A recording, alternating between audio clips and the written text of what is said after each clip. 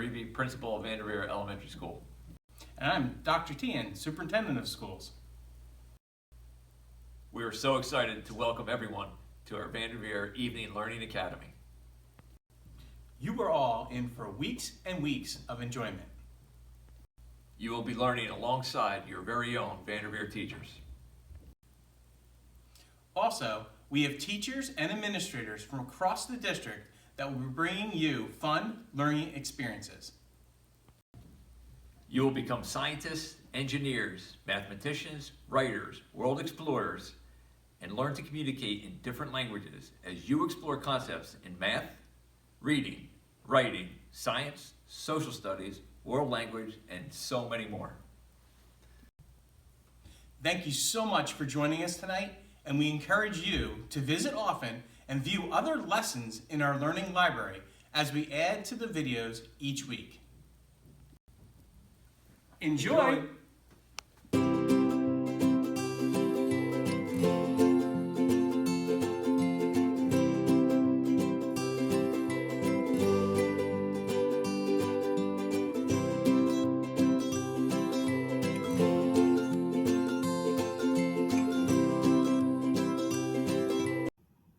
Good evening, Vanderveer students. My name's Mrs. Bateman, and if you started school here in Vanderveer in the preschool, then I may have been one of your very first teachers ever. Tonight's lesson is called Storybook STEM. First, we're going to figure out what STEM actually is. We can define the word. Next, we're going to read a storybook that poses a problem. Here's a little hint about our story. And finally, we're going to solve a problem using STEM. So STEM, what is it? What does it look like? What does it mean? Let's take a look. Okay, so what is STEM? STEM stands for science, technology, engineering, and math.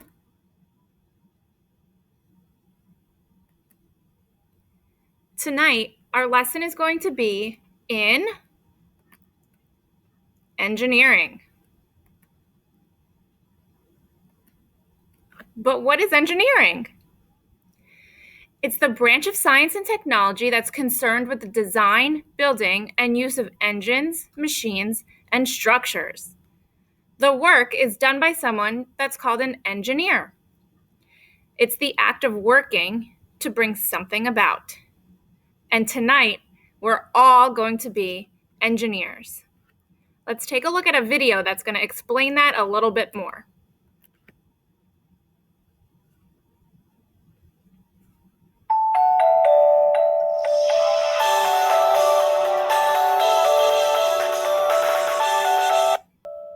How do we get around from place to place without having to walk everywhere? How can we communicate with people who live far away? These were problems that people struggled with for a long time, until recently, before there were things like cars and phones and computers. And you know who solved those problems? Engineers. But do you know what an engineer is? The short answer is that an engineer is someone who wants to know how and why things work. Now, I want to know how and why things work, but does that make me an engineer? Not quite. Besides being naturally curious, an engineer is a person who designs and builds things, like machines or systems or structures that help solve a specific problem. There's more than just one type of engineer, too. But no matter what type of engineer someone is, they have to ask themselves three very important questions when they're working. Number one, what is the problem that needs to be solved? And number two, who has the problem that needs to be solved? And most importantly, number three, why is this problem important to solve? Let's take a look at some examples. A really famous example of engineering is the Golden Gate Bridge in San Francisco, California. I mentioned that there are different kinds of engineers, and a civil engineer is someone who designs and constructs buildings, roads, and, bridges. For the person who designed the Golden Gate Bridge, what was the problem that they needed to solve? People couldn't travel in or out of San Francisco, which is surrounded on most sides by water, without a boat. Who had the problem? Residents of San Francisco mostly, but really anybody traveling in the area. And why was the problem important to solve? Well, you didn't want a whole bunch of San Francisco residents trapped in San Francisco forever, even if it is a super cool city. Plus, you wanted people outside of San Francisco to be able to travel to the city easily if they needed to. So the Golden Gate Bridge was engineered as a solution to this problem. In addition to civil engineers, there are also mechanical, electrical, chemical, computer, nuclear, and software engineers, and the list goes on. Let's talk about what some of the other types of engineers do. First up, electrical engineers. Electrical engineers study electricity. They design electrical systems like circuits and computer chips. Think of an electrical object that you use pretty regularly. How about your microwave? What problem was the microwave a solution to? Cold food, right? You have an electrical engineer to thank for the ability to reheat that leftover pizza you just had for lunch. But while you might not have heard of Joseph Strauss or Percy Spencer, the engineers responsible for the Golden Gate Bridge and the microwave respectively, you've probably heard of Henry Ford. As in Ford cars? Henry Ford was a mechanical engineer, or someone working in the manufacturing industry, making mechanical things like tools, engines, and machines. Machines like cars. Ford didn't invent the automobile, but his Ford Motor Company made a lot of them. His Model T car was famous for being affordable for plenty of Americans. Ford saw that lots of people who wanted to drive cars just couldn't, because they couldn't afford the pricey vehicles that were for sale. So he engineered a cheaper model as a solution to this problem. His fellow engineers started to do the same, and now, well, cars are everywhere. Henry Ford's not the only big-name engineer. A famous engineer around today is Marissa Mayer. Mayer is the president of the internet company Yahoo, and is also a software engineer. Software engineers work on computers and other products that use software to write programs to make them faster and able to do more things. No matter what kind of engineer someone is, their job at its most basic level is problem solving. Each engineer just specializes in solving certain kinds of problems. While it might seem like there are too many types of engineers to keep track of, just wait 15 years, or 50, or 100, because we'll probably have a ton of different types to add to the list by then. Think about it. Over 100 years ago, we didn't have jobs in fields like aerospace engineering, where people design and construct planes and spacecraft. We didn't have planes like we do today, or need spaceships, so we didn't need people to engineer them. Who knows what machines or tools or everyday objects we'll have in the year 3015? Personally, I'm hoping for underwater cities. But whatever these things are, we'll need engineers to make them. So what do you say? Who wants to be an engineer? Okay, so we learned a couple of important things from that video. Let's see. So the 3 important questions that we learned are, what is the problem that needs to be solved? Who has the problem that needs to be solved? And 3, why is this an important problem to solve? We also learned that a civil engineer constructs buildings, roads, and bridges. That's your second clue to our story. So can you figure out what our story is yet? We have a troll. And we're going to be talking about building bridges. Did you figure it out yet? Are you ready to find out? Okay, let's see. Okay, so if you haven't figured it out yet, the story that we're going to be hearing tonight is The 3 Billy Goats Gruff. I also have some fun little wands over here that are going to help us ask some questions along the way. Okay, so let's start the story. Once upon a time, in a beautiful green valley, there lived 3 brothers who just happened to be goats. They were known as the 3 Billy Goats Gruff. And they were as different could be.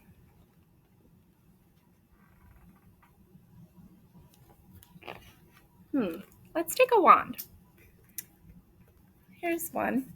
What will happen in the story? Does anybody know this story? If you've heard it already, clap 3 times. 1, 2, 3. Some of you have heard this story. But if you didn't know what happens in this story, what do you think is going to happen in this story? You have 3 goats. All right, let's find out. The oldest brother was Big Billy Goat Gruff.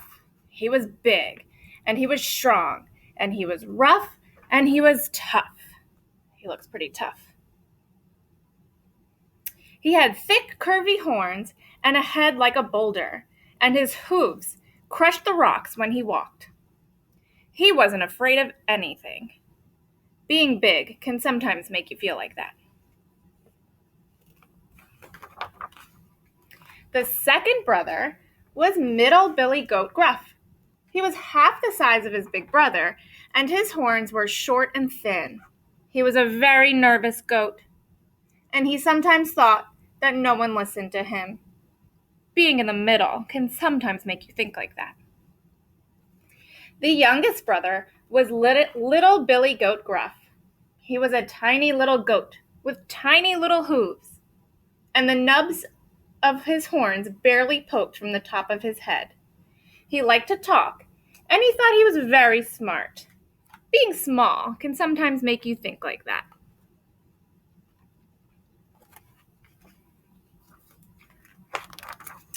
Now, what the three Billy Goats Gruff liked to do more than anything in the world was eat the long green grass in their beautiful valley.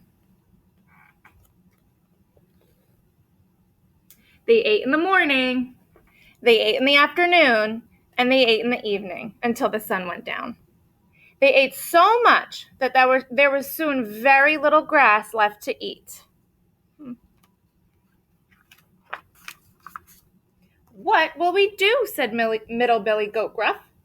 If we don't find more grass, we'll soon be nothing but skin and bones. Then we'll find more grass, said Big Billy Goat Gruff. But where? Asked the middle brother. Where are we going to find more grass? I know, said Little Billy Goat Gruff, feeling very smart.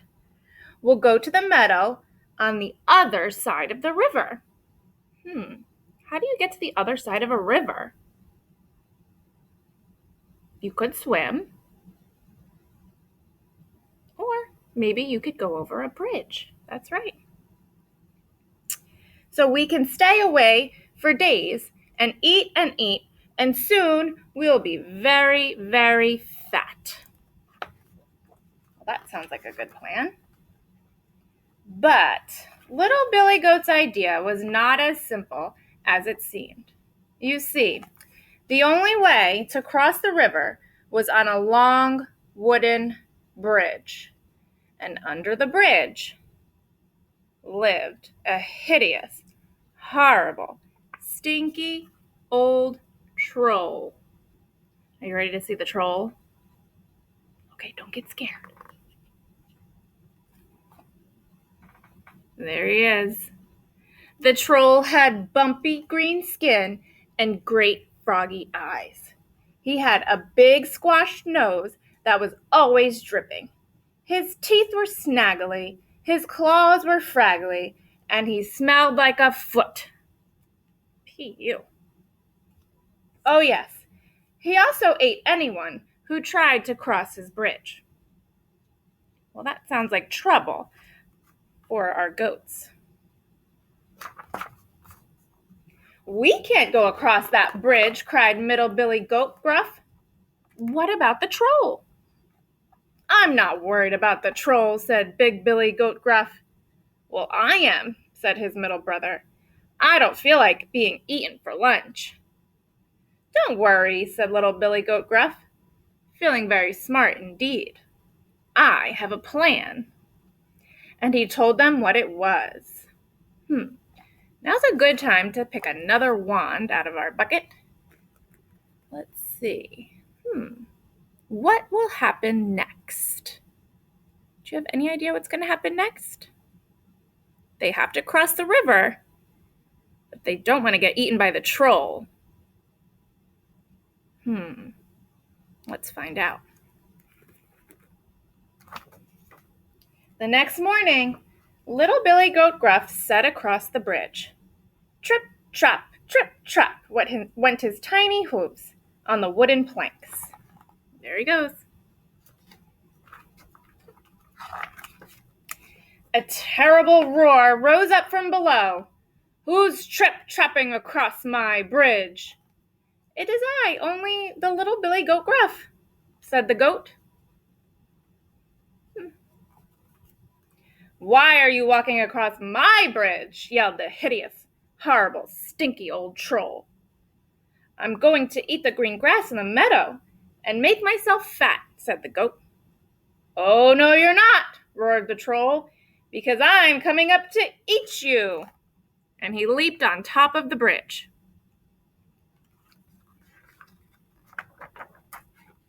Little Billy Goat Gruff trembled where he stood.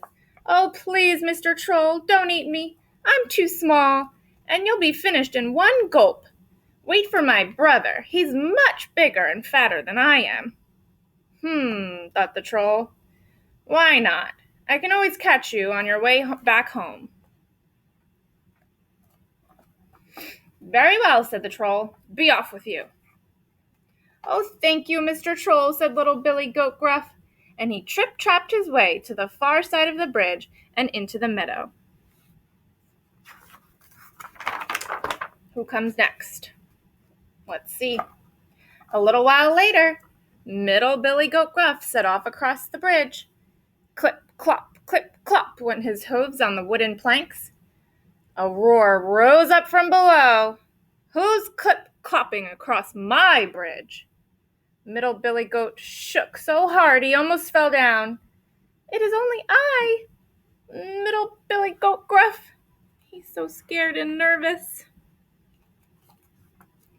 Why are you walking across my bridge? Yelled the hideous, horrible, stinky old troll.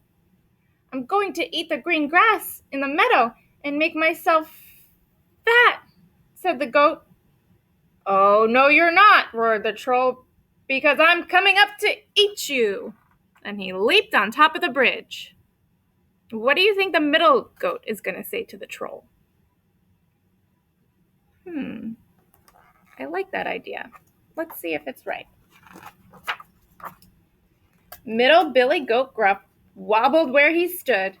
Oh, please, Mr. Troll, don't eat me. I'm not very big, and you'll be done in 2 gulps. Wait for my brother. He's much bigger and fatter than I am. Wow. If you had that idea that he was going to say the same thing as the little Billy Goat, tap your head. Great job. Thought the troll.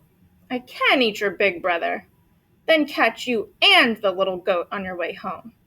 Very well, said the troll. Be off with you. Oh, thank you, Mr. Troll, said Middle Billy Goat Gruff. And off he went. He clip-clopped as fast as his hooves could take him to the far side of the bridge and into the meadow. A little while later, when the sun was high in the sky, who crossed the bridge? It's Big Billy Goat Gruff. Here he comes. Tromp, tromp, tromp, tromp went his hooves on the wooden planks. A roar rose up from below. Who's tromping across my bridge? It is I, Big Billy Goat Gruff, said the goat. Why are you walking across my bridge? Yelled the hideous, horrible, stinky old troll. I'm going to eat the green grass in the meadow and make myself fat. Oh, no, you're not, roared the troll, because I'm coming up to eat you. Well, said Big Billy Goat Gruff, what are you waiting for? And the troll leaped on top of the bridge. Oops, wrong one. What do you think's going to happen next? Let's find out. Big Billy Goat Gruff stared at the troll, and the troll stared at Big Billy Goat Gruff. Then Big Billy Goat lowered his head and charged. He knocked the troll down with his big hard head. He stomped on the troll with his huge sharp hooves. And then he picked the troll up with his long curved horns and tossed him high into the air. The troll spun in circles and dropped into the river with a great big splash. As the rushing waters carried him away, he shouted and spouted and spit and screamed and yelled something nasty about goats. And that was the last anyone ever saw of the hideous, horrible, stinky old troll. And the 3 billy goats gruff, they lived happily in the valley for the rest of their lives, eating the green, green grass on both sides of the river and getting very fat. The end. Okay, I'm going to pick another wand. Let's see. Okay, who was in the story? That's right. We had 1, 2, 3 billy goats and a hideous, horrible old troll.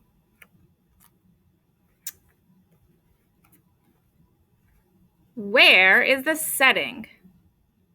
Where did the story take place? Right, in the meadows, with the river in between. Okay, who is your favorite character? My favorite character was Big Billy Goat Gruff, because he was the one who was able to toss the troll off into the river and save the day. Let's do one more. What was your favorite part? Well, my favorite part was when the troll went off down the river and no one ever saw him again, and the 3 billy goat gruffs got to eat and get fat. Okay, so now we're going to work on our activity, building bridges. So I'm going to show you what that looks like next. Okay, so before we start the activity, let's review those 3 important questions you have to think about when being an engineer. So number 1, what is the problem that needs to be solved? So the goats need to get to the other side of the river so they can eat. Who has the problem that needs to be solved? The goats. And why is this problem important to solve? So the goats can eat and get fat. So this is the process that we're going to follow. It's called the STEM design process. First, we're going to plan. So we're going to think of a solution to the problem, building a bridge for the goats to get across, and draw our ideas on paper to help come up with a solid design. If you printed out the fairy tale problem-solving STEM 3 billy goats gruff paper, you can use that, or feel free to use a blank sheet of paper. That will work just as well. Next, we're going to create. So we're going to build a model of the design that we planned. And finally, we're going to test our design. So get your papers out. It looks like this. In the top box, that's where you're going to draw your plan. I'm going to give you 2 minutes to come up with a solid design plan for your bridge. Okay, are you ready to start drawing? Here's your 2 minutes.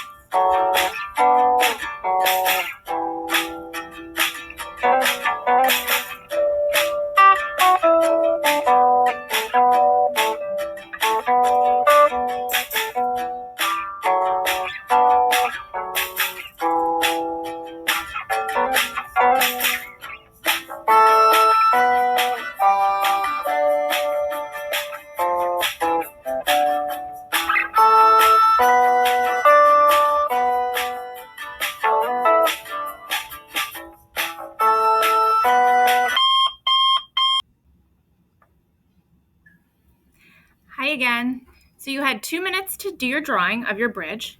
Mine looks like this. Can't you tell I'm a really, really good artist? So it really doesn't matter how you draw. It just matters that you had an idea and you got it down on paper. And now what we're going to do is take the materials that we have for building and we're going to build our bridge. So we're going to create, right here, create our bridge. So I'm going to give you 2 more minutes to actually do your building. Okay, so here we go. We're going to build our bridges for the goats to get across.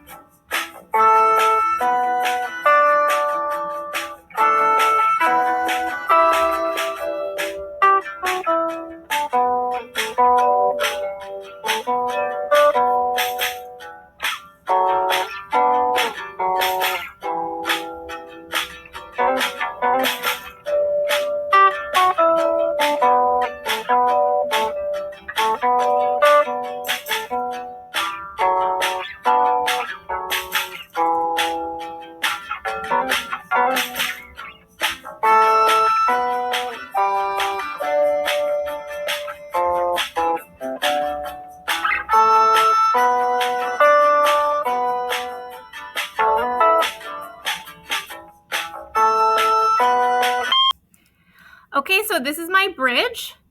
I think it looks like the drawing that I made. I'll try to show you that one more time. Here's my drawing, and here's my bridge. So what we have to do next is test our bridge. Okay, so I have some figurines that are gonna help me test my bridge. I have 1, 2, 3 goats. Do you think the goats are gonna fit on my bridge? Well, let's find out. Let's see if we can add 1 goat. It works. Let's see if we can add 2 goats. Okay, and a 3rd goat. Oh no, it fell over. What do you think I can do to make my bridge stronger? Do you see a problem with my bridge? You're right. The middle part is kind of dipping down a little bit. Maybe we should put something here to make it stronger. What do you think? Okay, we could try 2 more pieces and put them in the middle. Let's see if that's gonna work. Okay. I think that feels a little bit stronger. What do you think? All right, let's test it out. 1, 2, 3. It worked. You helped me fix my problem. My bridge is strong enough for the 3 goats to get across. Great work, everybody. Wow, I've had so much fun with you all tonight. We've learned so many new things. We discussed what STEM means: science, technology, engineering, and math. Then we were able to find out what engineering is and actually become engineers ourselves. And we were able to follow the STEM design process by planning, creating, and testing our own bridges that we built using materials. So I hope you had as much fun as I did tonight, and I hope to see you again soon. Thank you all and have a great night.